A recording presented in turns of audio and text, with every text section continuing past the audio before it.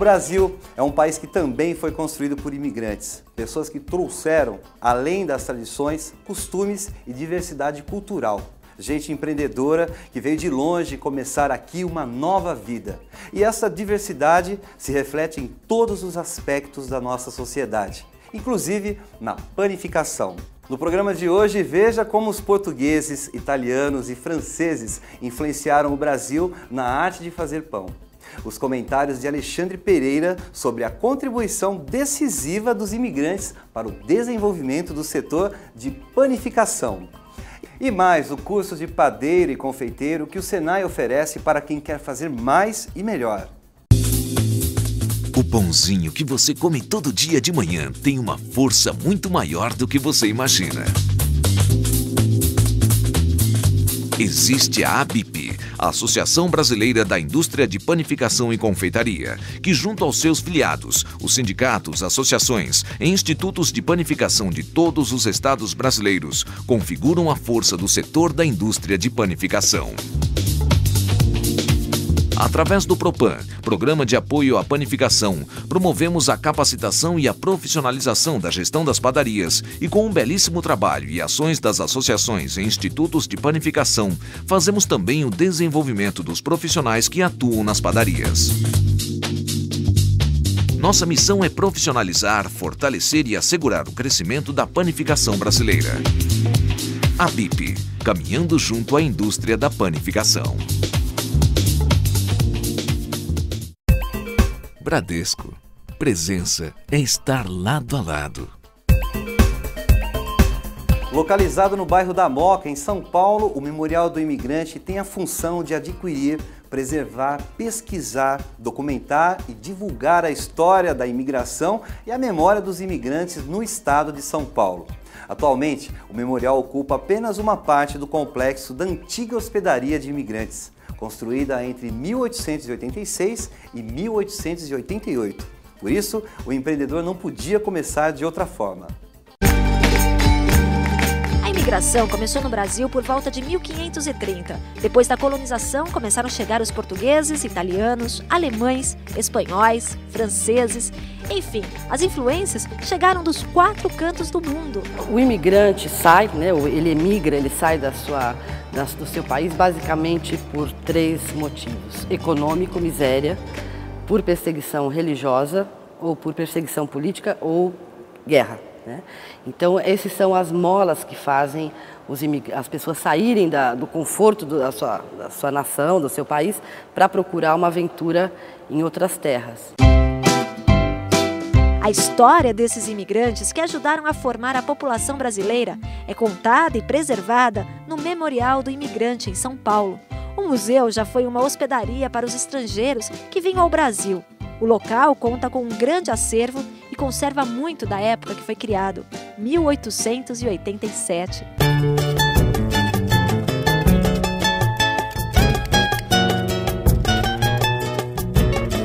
De acordo com o Memorial do Imigrante, entre 1870 e 1953, entraram no Brasil mais de 5 milhões de imigrantes. Se você privilegiar uma nacionalidade, você vai estar sendo injusto ou na questão da cultura, ou na questão da gastronomia, ou na questão da técnica, ou na questão de costumes. Eu acho que todas essas nacionalidades, elas formam, o conjunto dessas influências é que forma alguma coisa muito diferente.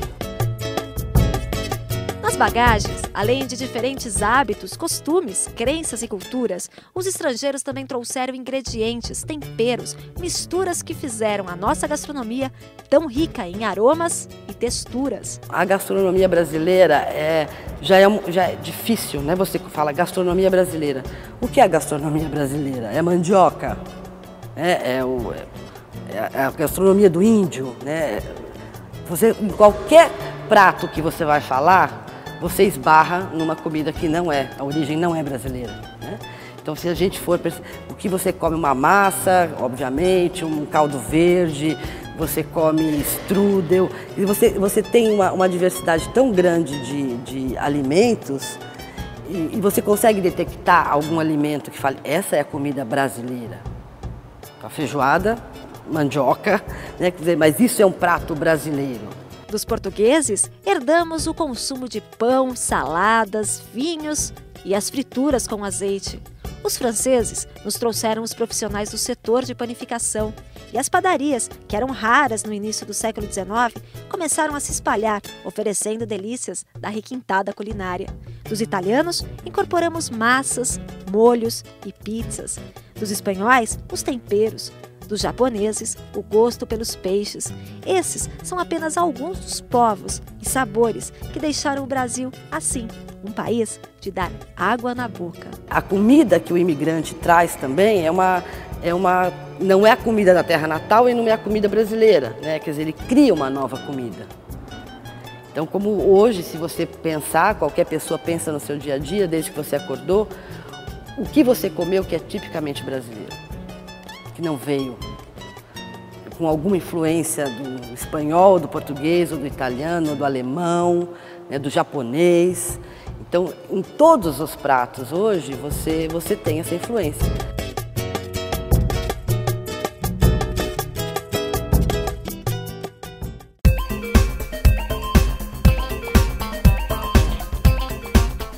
Então a influência dos imigrantes no setor de panificação é muito forte. Nós temos uma influência muito forte dos portugueses, notadamente em São Paulo, no Nordeste, no Ceará e em Pernambuco, dos espanhóis também, muito forte em São Paulo e também na Bahia. Temos influência dos italianos também. Então essas são as três influências mais fortes. Então esse povo que veio, né, principalmente da Europa e veio para o Brasil, eles é que realmente iniciaram a cultura tradicional do pão no nosso Brasil. É muito difícil hoje especificar exatamente o que cada um agregou. O mix de pães hoje das padarias ela é muito forte, é muito grande. Então nós temos uma influência francesa quando a gente fala dos croissants, uma influência dos italianos muito forte quando dos pães de casca grossa, né? Os baguetes que também vêm da França, as broas que são feitas em Portugal e na Espanha. Então existe hoje um mix, eu diria que uma mistura de influência muito grande. Então eu acho até que quando se fala em empresários, a gente tem uma influência muito forte dos portugueses, dos espanhóis e dos italianos, exatamente nessa ordem, né, de número de empresários do setor. Mas quando a gente fala de produto, a gente tem uma influência francesa muito grande. Uma influência francesa de produtos franceses muito grande da área de panificação e da Itália também muito grande, maior. Então, existe vamos dizer assim, um mix, essa miscigenação dos imigrantes, ela acabou que ela desenvolveu, foi muito importante para o nosso setor. Então, essa diversidade nossa de raça e essa diversidade cultural nossa também no que se refere à alimentação, ela apenas é um espaço, ela projeta um espaço de crescimento muito bom. A maior parte dos portugueses que migraram para o Brasil estabeleceu-se em duas regiões, a cidade de São Paulo e a do Rio de Janeiro. Muitos desses imigrantes dedicavam-se na época ao comércio de alimentos, entre eles o de pães. São gerações envolvidas na arte de preparo de pães. E este é o caso da padaria Aracaju. Vamos conferir. Só de olhar a vitrine, você já se sente em Portugal. Atrás do balcão, o sotaque não nega a origem. Se você quiser acompanhar com o vinho português, o vinho do Porto, o vinho verde, o vinho maduro também tem. Tradicional, mas moderno. O bigode já não faz mais parte do visual. E a caneta, atrás da orelha, só mesmo na dos funcionários. Bem-humorado sempre. Tem o bom humor, porque o cliente não gosta de entrar num lugar onde encontra todo mundo mal-humorado, sério. É sempre bom receber o cliente com um sorriso, com um bom dia. No dia 22 de setembro de 1967, o jovem embarcou em sua primeira aventura, de Lisboa rumo ao Brasil. O navio que eu vim, um navio israelense, chama Theodor Herzl. Demoramos 12 dias para chegar aqui. 12 dias. Foi aqui que o português descobriu a profissão, que mais tarde viraria sua grande paixão. Procurando negócio na área de restaurante. Como não apareceu na altura nada que a gente gostasse ou que se não tivesse de acordo com as nossas necessidades, o corretor sugeriu, por que não uma padaria? E eu falei, por que não uma padaria? Encantei por esse mercado, um mercado muito dinâmico, um mercado que muda a toda hora, contato com muitas pessoas. Para quem gosta, é sensacional. Encostou lá dentro na máquina, levou farinha no umbigo, pronto. Tá o feitiço feito. Nesses quase 30 anos como panificador, seu Alberto modernizou a padaria dele, mas manteve na vitrine várias receitas de família e de famílias portuguesas. Aqui eu faço uma broa portuguesa, que é feita com farinha de milho branco e centeio. Foi um primo meu, é brasileiro e apaixonado pela gastronomia portuguesa. Um bolo preto, bolo típico da Madeira, também uma receita que foi dada por uma pessoa da família. Temos rabanadas, que é uma receita também da minha mãe e da minha tia. Também tem o pastel de Belém, considerado o melhor da região. A receita? Essa é secreta. Sabe por que eu não conto para você? Porque se eu te contar a receita, você vai para casa, vai tentar fazer, o que é que vai acontecer? Você vai sujar a cozinha, você vai queimar as mãos, e eu não quero que você queime as mãos, eu prefiro que você venha aqui e eu já te entrego eles prontinhos na mão. Já a receita que o português aprendeu aqui no Brasil, ele divide com todo mundo. Foi aqui que eu finquei as minhas raízes, foi aqui que eu me casei com uma brasileira, foi aqui que eu tive 3 filhos, e aqui eu já sou praticamente brasileiro. Tenho a dupla nacionalidade, então o Brasil para mim é a minha pátria.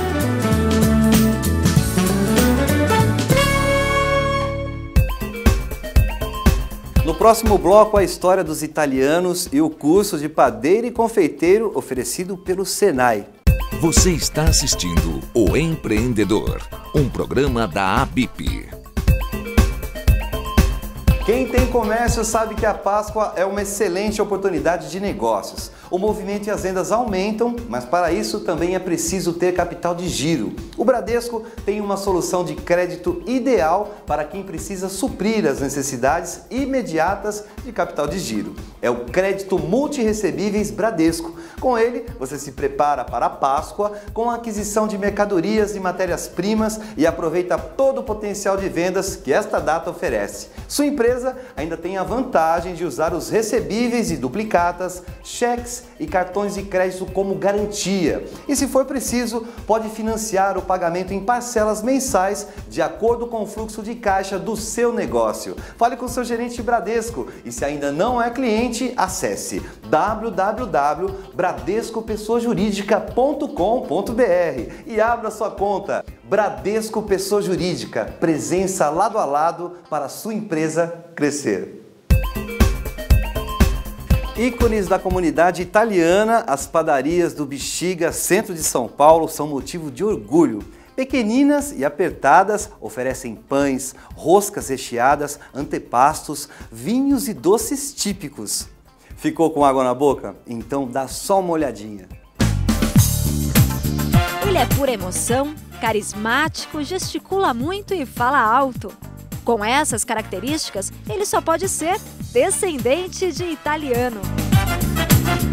Esse é Alexandre, ou Chef Dilly, como é conhecido por aqui. E essa é a padaria 14 de Julho. Impossível falar de um sem contar a história do outro. Alexandre é formado em Direito, mas sempre exerceu a sua outra profissão, a de colocar a mão na massa. Eu tinha um primo que faleceu ano passado, que era o Domingos Fantiulli Neto, que ele foi ministro, né? E ele praticamente exigia que todos os homens da família se formassem em direito para poder mesmo tocar um negócio, saber as leis, né? Então toda a família praticamente, a parte dos homens é formada em direito e tem padaria. Ou trabalham com pão ou direito, né? Uma coisa ou outra. A tradicional padaria tem 112 anos. É uma das mais antigas da região. Ela está localizada no bairro do Bexiga, em São Paulo, local em que muitos imigrantes italianos, no século XIX, se instalaram. O tempo passou e a padaria se modernizou. Hoje está mais fácil, porque antigamente a gente ficava 5 horas, 6 horas esperando o pão crescer para abrir essa massa que está abrindo agora. E hoje? Hoje, com 1 hora, 40 minutos já vai abrir a massa para fazer o pão. O O que chama atenção também aqui na padaria é este forno, que tem 7 metros de largura e 10 de profundidade. Ele foi construído pelo avô do Alexandre, o que quer dizer que ele tem mais de 100 anos. O forno, que assa 400 pães italianos de uma só vez, sofreu algumas alterações. Hoje não é mais a lenha, é a gás. Mas as adaptações não mudaram o clima do lugar. O clima é muito bom, é agradável, o dono da padaria é sempre animado e tal. Sempre dando um docinho para experimentar? Às vezes, não tanto, mas geralmente quando eu tô aqui ele acaba dando. Principalmente para ele, porque cada canto dessa padaria guarda uma saborosa lembrança. Normalmente, quando eu chego cedinho na padaria, eu jogo a farinha na porta, como meu pai fazia, né? Ele orava o Pai Nosso, jogava farinha para tirar maus olhados, essas coisas todas que já vem da época já, né, do meu avô, né? E a gente mantém a mesma tradição, parece que incorpora em nós, né, isso. Eu acho que eu não conseguiria viver sem esse segmento, sem essa coisa italiana, né, da gente falar bastante, gritar, brigar e daqui 5 minutos tá de bem. Então, eu acho que a própria vida minha é isso, né? Io mare quanto è bello, esprima tanto sentimento.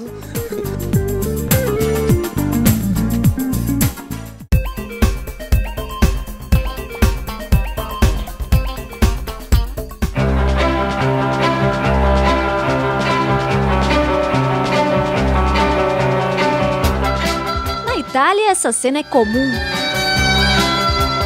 Em Milão, notamos que a bicicleta é usada para chegar ao trabalho, ir às compras na Galeria Vittorio Emanuele ou apenas para dar uma volta na Piazza Duomo e contemplar a arquitetura da terceira maior igreja do mundo. A catedral surpreende pela beleza e tamanho. São 92 metros de altura que levaram mais de 2 séculos para serem erguidos. O fato é que aqui na Europa, as bicicletas são um meio de transporte indispensável. Pensando nisso, durante o curso de Food Experience Design da Escola Polidesign de Milão, Mirko desenvolveu um projeto curioso. Criou uma espécie de bike-thru. A pessoa entra com a bicicleta na padaria, pega o pãozinho. Na hora do almoço, usa a bike para buscar a comida e encontra a possibilidade de comer onde desejar. Nós projetamos uns banquinhos, mas você pode estacionar e comer sem sair da bicicleta, relaxado. A possibilità, per mezzo di piano, di consumare il proprio pranzo in relax. O design hoje é um tipo de conhecimento muito procurado no mundo, porque é capaz de criar uma vantagem competitiva importante no mercado. Por isso, há 2 anos, o Senai mantém uma parceria com o Politécnico de Milão. Uma parceria de recíproco vantaggio. É uma parceria com vantagens no sentido que o Politécnico de Milão é uma grande universidade técnica que tem muitas competências e começou também a trabalhar no Brasil, encontrando o Senai, que é uma instituição muito importante aos sistemas produtivos brasileiros. Ha incontrato il Senai, che è certamente un ente molto importante, diciamo, nell'ambito della formazione al servizio dell'impresa del sistema produttivo brasiliano. O Polidesign, desde 2003, tem uma agência em São Paulo. A proposta é apoiar a troca de experiência entre as comunidades criativas do Brasil e da Itália. O Polidesign é um consórcio do Politécnico de Milão, que é uma universidade pública e que atua dentro de um programa de internacionalização onde através da qual são desenvolvidos projetos de parceria com atores de países extra-Europa, através de um programa, um objetivo que é concordado com o parceiro. No caso, por exemplo, do Brasil, nós trabalhamos com uma parceria muito forte com o Senai, junto com o qual, com uma equipe que é dupla, uma equipe italiana e brasileira, se atua para desenvolver uma série de ações em vários contextos.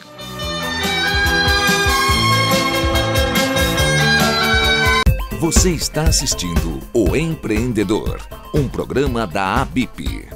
Mais de um século de liderança. O segredo? Altos padrões de excelência e uma sólida parceria com nossos varejistas. Parceria que torna a Souza Cruz e seus quase 250 mil varejos clientes negócios sustentáveis. O Clube Mais é uma das muitas iniciativas que concretizam essa atitude ao oferecer vantagens em serviços que agregam valor tanto para o negócio como para a vida dos clientes, de seus familiares e funcionários. A Souza Cruz e seus parceiros contribuindo para melhorar o empreendedorismo no Brasil.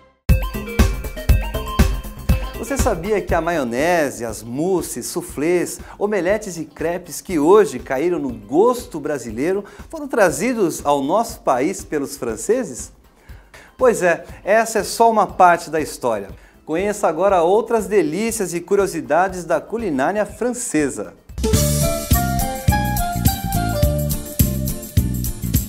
Nas paredes, retratos de famílias francesas saboreando o tradicional pãozinho. Na mesa, o sotaque sofisticado do empresário que nasceu no sul da França. Contestavelmente, na parte de confeitaria, o croissant. E aí os derivados vão com chocolate, com geleia, enfim. Essa é na área de, não é de confeitaria, mas se chama de viennoiserie, que é de mais folhada. Se sairmos dessa boulangerie, não vamos encontrar a Torre Eiffel, e sim uma rua do bairro de Pinheiros, em São Paulo.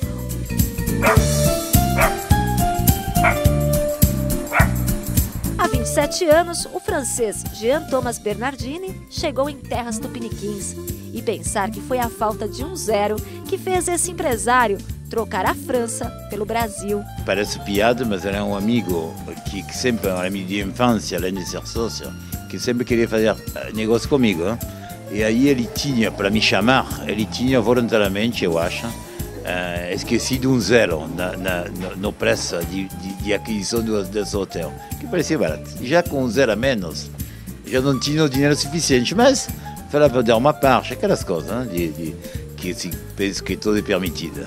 E não deu certo, obviamente. Hein? Aí eu fiquei aqui. Depois da confusão, Jean teve e tem outros tipos de negócios. Mas a saudade dos pães da terra natal fez o imigrante abrir uma padaria francesa aqui no Brasil. Cada vez que eu ia para a França, por causa da confecção, eu ia cada 2, 3 meses na França. Hein? Daí, muitas vezes nessa época, faltava muita coisa aqui no Brasil, não tinha o produto importado, não era como hoje que estava tudo aberto. Hein?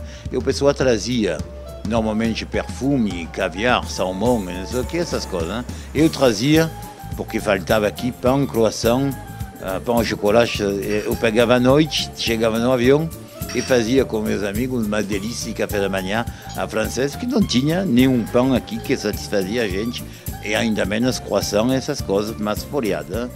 E aí a gente trazia. Aí numa época falava, bom, tinha um amigo meu, que estava, um parceiro, falava, então é melhor abrir, que é mais fácil abrir do que a cada vez ir lá para trazer. E no mesmo tempo a gente via que o mercado aqui podia ser promissor nessa área. Um pedacinho da França no Brasil. Esse ambiente aconchegante e charmoso conta com a ajuda da vitrine irresistível, que enche os olhos e agrada o paladar de todo mundo.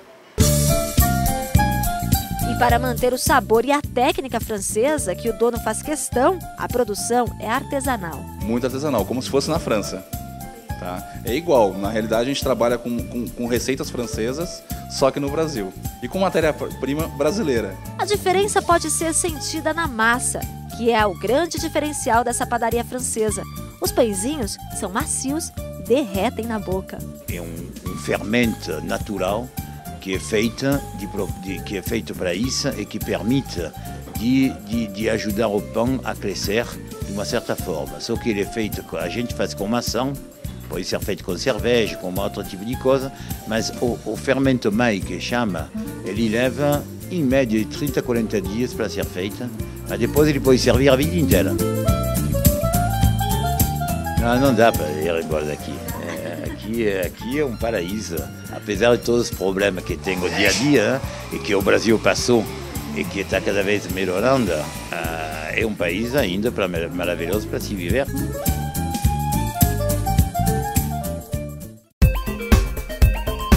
Lápis e papel na mão, anote aí a receita de hoje. Da França para o Brasil, a receita de hoje é uma quiche de queijo. E quem vai ensinar o passo a passo pra gente é o chefe Alexandre Reina, que trabalha aqui na Pain de France, uma receita típica francesa, né? Típica francesa, é uma torta aberta de queijo, tá? Vamos aos ingredientes então, Alexandre? Vamos lá. 500 gramas de farinha, 250 gramas de manteiga, 125 ml de leite, 50 gramas de ovos e 25 gramas de sal. Depois nós temos o creme da quiche, 200 gramas de queijo provolone, 200 ml de leite, 200 ml de creme de leite, 150 gramas de ovos, pimenta do reino a gosto e sal a gosto. Vamos então para a primeira etapa. Vamos para a massa então. Vamos bater na masseira a farinha, a manteiga e o sal. Deixar misturar bem até ficar uma farofa, tá? Depois você acrescenta o ovo e o leite. Esse é o ponto dela. Misturou, ela está pronta. Vamos cortar as bases. Forrar a forminha. Tirar o ar do fundo e aí aparar a base da forma com a faca. Vamos começar agora com o creme da quiche. Tá? Primeiramente o leite, o creme de leite, os ovos. Aí sal e pimenta a gosto. Tá? De sal e uma pitada de pimenta.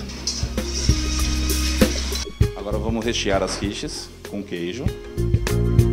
O queijo vai já direto na forminha. Vai direto na forminha. Vamos acrescentar o creme. E aí vamos colocar no forno. E 25 minutos depois, tá aí a quiche. A quiche está pronta. Pronta para degustar. Confira agora nosso calendário de eventos. Dia 30 de março, Seminário Padaria Conceito em Bauru. Local, Escola Senai João Martins Coube. Rua Vigílio Malta, 1122, Centro. Informações 14 3227 2656. De 13 a 15 de abril acontece a Minas Pão, Feira Mineira de Panificação. Local, Expo Minas. Informações pelo site www.portalamipão.com.br.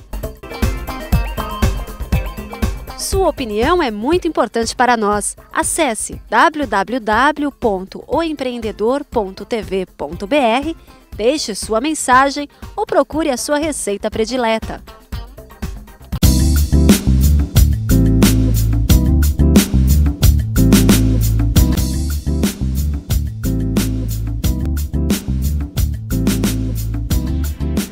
E acreditar em si primeiro, e acreditar que tudo é possível. Bradesco. Presença é estar lado a lado. Como você viu, a influência dos imigrantes faz parte da nossa história e criou raízes no nosso país. O programa de hoje fica por aqui. Voltamos na próxima semana. Bons negócios e até lá!